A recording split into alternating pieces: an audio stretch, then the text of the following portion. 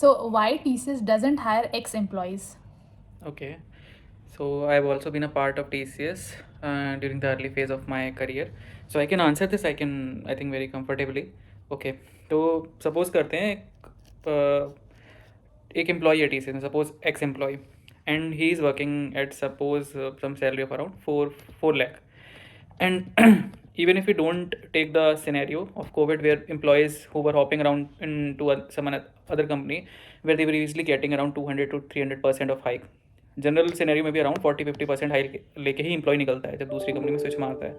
सो अगर आप 4-4.5 या 5 लाख सैलरी पे काम कर रहे हो TCS में, आपने स्विच मारा, आपको अराउंड 50% हाइक मिला, आपने वहाँ पे 1 साल 2 साल काम किया, and now you want to go back to your cozy place TCS. तो अब क्या होगा, आप 50% हाइक पे गए दूसरी कंपनी में, ठीक है, आपने वहाँ के पर्क्स एंजॉय करे, आपने वहाँ का मे बी 1 और 2 अप्रेजल साइकिल्स में पार्ट लिया based upon what kind of company you gonna join. Then आपने वहाँ का भी पर्क्स एंजॉय किया, प्लस आप जब सैलरी लेके गए तो आपका ऑलरेडी CTC बढ़ गया 50% से. आपने वहाँ पे अगर सपोज सिंगल डिजिट भी हाइक ले लिया तो वो उस बढ़ी हुई सैलरी पे सिंगल डिजिट था, जो कि एक नॉर्मल TCS के एम्प्लॉय जो वहाँ पे ऑलरेडी काम कर रहा है 2-4% सैलरी इंक्रीमेंट इन सैलरी पे, उससे आप ऑलरेडी बहुत ऊपर चले गए. बस कंपेरिजन के उसमें बता रहा हूँ, ठीक है. Now you are planning to go back to maybe the same project और द सेम यूनिट और समथिंग, एंड नाउ अगेन जब आप TCS में वापस जाओगे, भले ही स्किल सेट सेम हो, but because you are hopping to the other company, so will be demanding some at least a double digit of hike, right, even in the worst scenario like 20%, 30% और what ever. अब आपने 1 साल के अंदर, जैसे 1 या 2 साल के अंदर जब दूसरा स्विच मारा, तो आप पहले स्विच करके गए दूसरी कंपनी में, वहाँ आपने हाइक वगैरह लिया, यहाँ वापस आप फिर से हाइक ले रहे हो. बट उस इनोसेंट एम्प्लॉय को सोचो जो वहाँ पे लॉयल्टी के बेसिस पे या जो भी उसका फैक्टर है, जो भी है वो हाइक जैसा भी है ले रहा है, पर वो कंपनी चेंज नहीं कर रहा है. उसको क्या मिला, 5% hike, 6% hike, at max 7%, A band पे 7% ही मिलता है. बहुत एक्स्ट्रॉर्डनरी हुआ या आपका जॉब लेवल ही चेंज हो रहा है तो होता है डबल डिजिट, वरना TCS में नहीं होता है इससे ज़्यादा. तो उस एम्प्लॉय के कंपैरिजन में आपने कितना, आपने तो अराउंड 100% हाइक मार दिया होगा ना, अगर आप ओवरऑल सब कैलकुलेट करके चेक करोगे.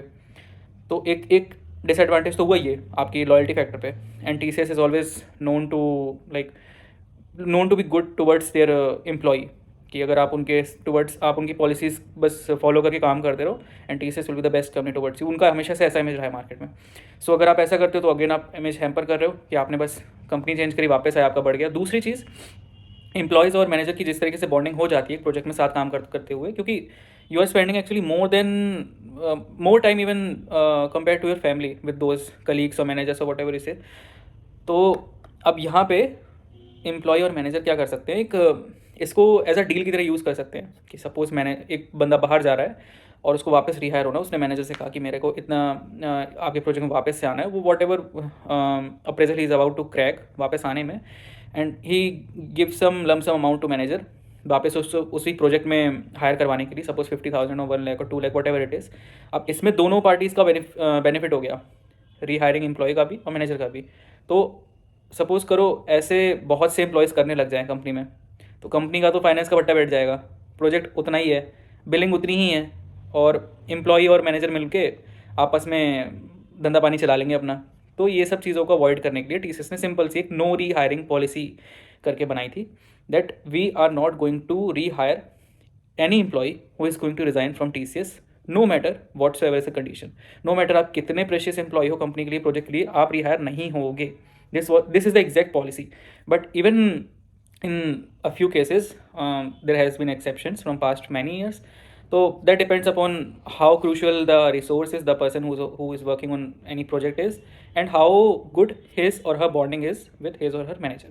There are exceptions always and everywhere in the workplace, but एक लेमन टर्म, एक आम आदमी की भाषा में, TCS doesn't rehire any employee who resigns from their post in the company. Simple. Thank you.